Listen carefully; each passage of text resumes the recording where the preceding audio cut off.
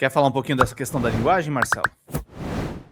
Eu concordo totalmente com a Evelyn. Era também o meu desafio no começo, porque o X da questão sempre foi esse, explicar de uma maneira que qualquer um entenda, né? Porque a imprensa também nunca fez questão de explicar. Exato. E da mesma forma que a Evelyn, eu não sou jornalista, mas trabalhei 17 anos em televisão, então tenho toda uma carga, né, dessa forma também. E a gente via o quanto é importante você falar em termos acessíveis para quem está tentando entender. Então é uma troca mesmo. Quando eu faço os meus vídeos, como eu só tenho canal de YouTube, os meus vídeos são um pouquinho maiores, né? Fica sempre em torno de 8 minutos, 9 às vezes, tal. Muito raramente é mais baixo que isso, porque eu sempre procuro dar um contorno para, digamos assim, porque assim, eu não abordo questões jurídicas em si, eu abordo questões políticas e as reflexões jurídicas correlatas, né, as coisas que são decorrentes daí. Então, às vezes, explicando uma decisão, porque hoje em dia, né, aquilo que a gente fala aí, você não sabe os 11 jogadores, mas você sabe os 11 ministros, né? Então, explicando o entendimento de um, de outro, por que, que o Gonê faz o que faz, ou por que, que o Gonê não faz o que deveria, né, Gonê? Por aí vai. Então, a gente tentar traduzir isso para as pessoas, né? É um pequeno desafio, mas é muito gostoso porque você tem o retorno. E as pessoas são muito carinhosas, muito carinhosas. Nossa, eu vejo pela minha audiência, cara, são pessoas assim que você não conhece pessoalmente, né? Mas você vê, você já sabe ali o nomezinho, se acompanha. Não dá, né? Não tem como responder todas as pessoas realmente. Que cada vídeo tem, às vezes, 1000 comentários e tal. Então, realmente, não dá para responder todos. Mas para ler, muitos dá. Não dá para você responder, porque daí não dá tempo. Mas para dar uma lida, dá. Então, você reconhece as pessoas. Fala, ó, fulano, cicrano, beltrano. Pô, eu vejo aqui nas lives, sempre tem o Marcos, por exemplo, que está sempre aqui. E um monte de gente. Então, é bem legal esse tipo de coisa. Porque você se sente acolhido pelo teu público. E outra coisa que é importante, né? Eles confiam na qualidade daquilo que a gente passa. Por isso Eles ajudam a gente a trabalhar, né, Marcelo? Real. Claro que é. Por isso que é muito importante a gente passar uma coisa verdadeira. Porque eles confiam, eles estão ali confiando no que você está falando, acreditando. Isso nos dá ainda mais responsabilidade sobre tudo que a gente passa. Sem dúvida. Né? Sem dúvida. E a gente está o tempo todo sendo monitorado também por pessoas da nossa área. A gente está o tempo todo, claro. tem gente tentando... E pela extrema-direita também. Provavelmente eles estão tentando me pegar ali, ó, acho que falou alguma coisa errada, né? Certamente eles estão fazendo isso. Não tenho dúvida. E agora você falou, né, que a gente tem, às vezes, uma biografia. Mas a gente sabe, tem um outro advogado famosinho aqui de Curitiba, um tal de Chiquenitos, que o cara barbariza, ele não tá nem aí pra ler. O Marcelo gosta de botar apelidinho. Chiquenitos. Porque daí o cara não vai me processar, né? Ele vai reconhecer que ele é Chiquenitos. Não, o cara não tá nem aí, ele barbariza. Ele mente descaradamente e tal. Então, assim, pessoas decentes se preocupam com a biografia. Os indecentes estão nem aí. O cara se lixam e tal. Mas, de qualquer maneira, é um mundo bacana esse. É uma troca muito gostosa de a gente fazer e eu fico muito feliz, de verdade, em participar desse mundo, assim, porque é cansativo, né? Ainda mais a gente que tem que trabalhar no direito também. Então, vai o dia inteiro, né? O dia inteiro. Às vezes as pessoas não se dão conta. Outro dia eu fiquei meio no veneno, sabe? Com um cara que comentou num vídeo. Eu edito vídeos e sei que não é tão trabalhoso assim, porque, em geral, no meu canal eu tenho 4 vídeos por dia. Eu falei, meu amigo, então você roteirize... Nossa, você faz muito vídeo, Marcelo. Então, eu falei, então, meu amigo, você roteirize, você grave, você edite 4 vídeos por dia e ainda seja advogado, e aí você vai ver se dá tempo. Sabe, pô, os caras falam umas bobagens, né? Então, assim, desde a hora que acorda, 6 horas, até a hora que vai dormir, 11 horas, basicamente em função disso, né? Essa questão do trabalho, o Marcelo falou assim, não, eu advogo ainda, você ainda tem um negócio fora, eu só trabalho aqui. Então 2 horas live de manhã, 2 horas live da tarde.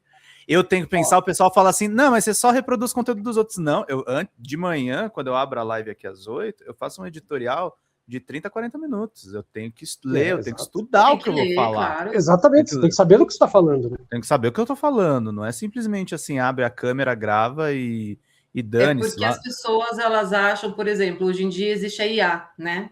Tem muita gente que eu não uso, aliás, tá? Coisa da IA e, eu não uso. Gente, é um risco enorme. Eu mesmo já testei tanta coisa, eu já falei, nossa, cara, se você não olhar alguma coisa da IA ali, que você botar para ela te ajudar, porque eu acho que ela pode ajudar. Em pesquisa, eu vejo em pesquisa, ela é incrível. Nossa, eu peço para ela uma informação que tenha saído sobre determinado assunto e me dá o link, porque eu mesma vou lá naquele link para conferir se está lá do jeitinho certinho.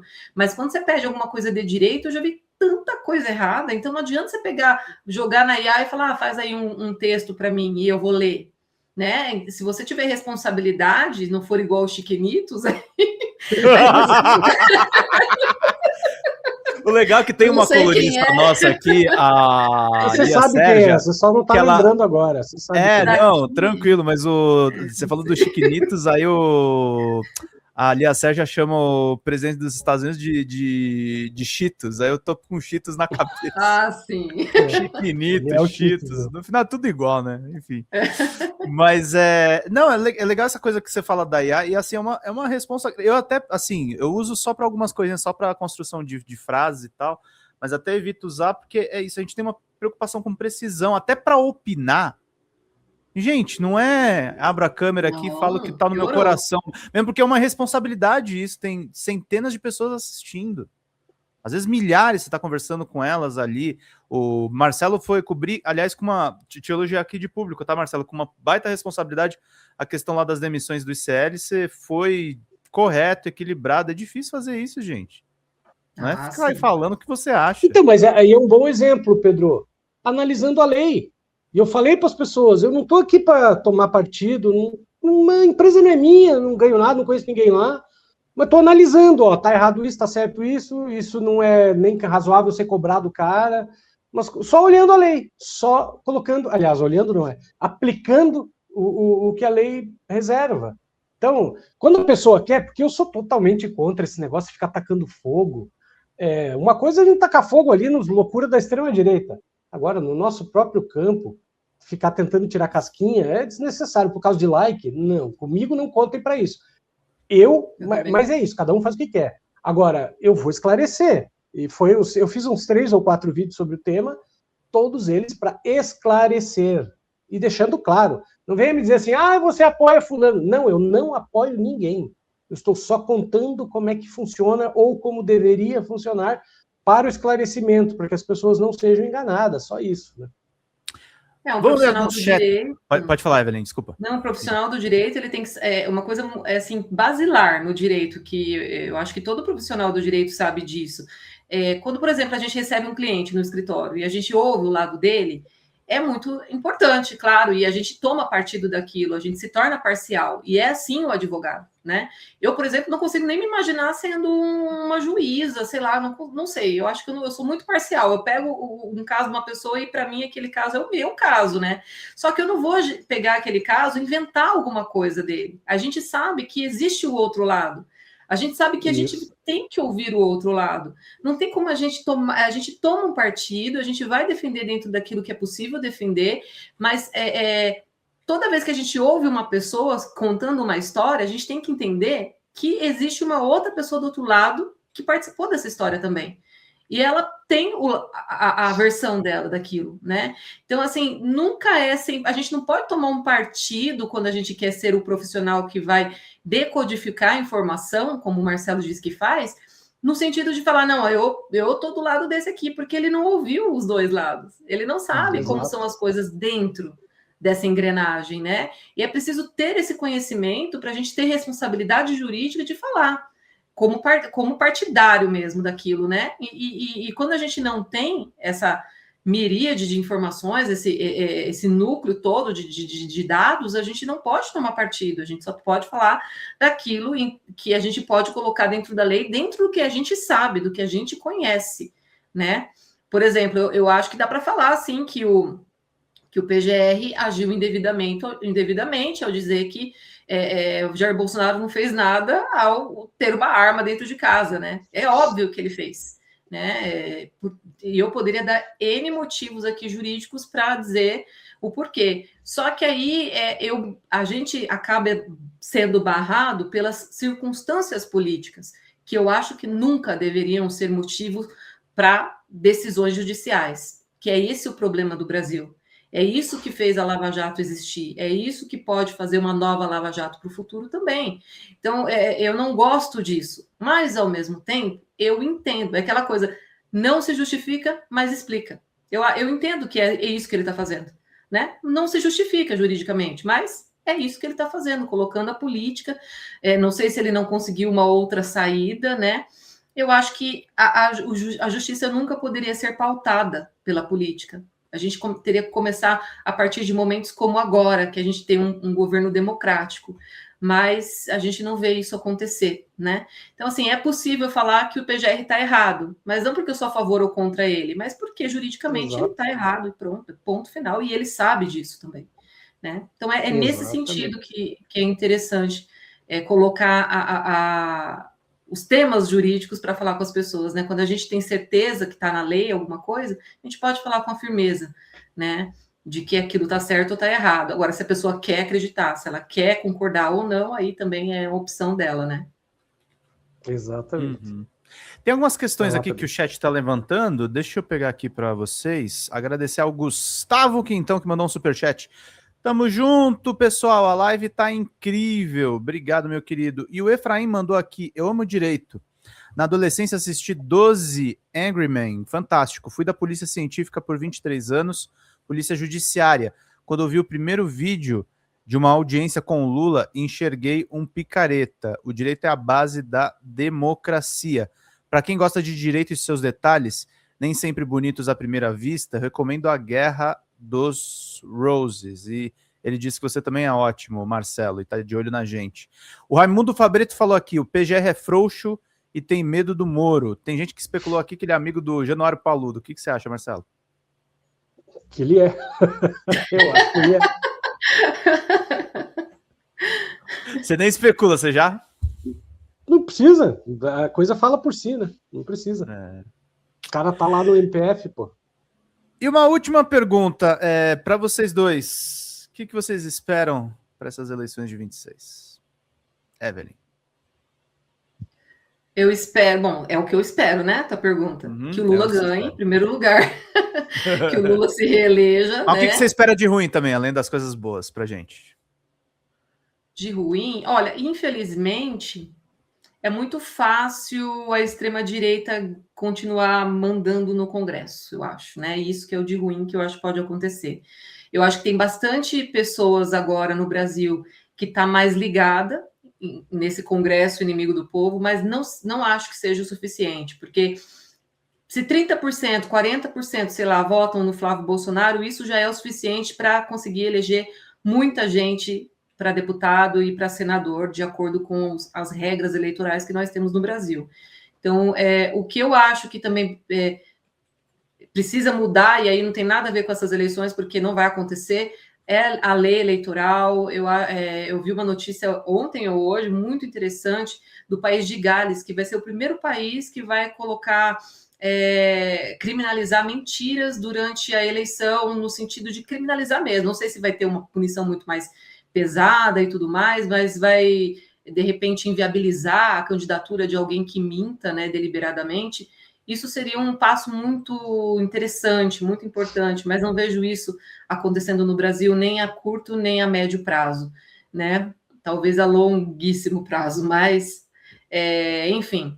Mas eu acho assim, vai acontecer, infelizmente, de a gente ter um Congresso ainda reacionário, mas tenho esperanças de ser um Congresso menos do que o de agora.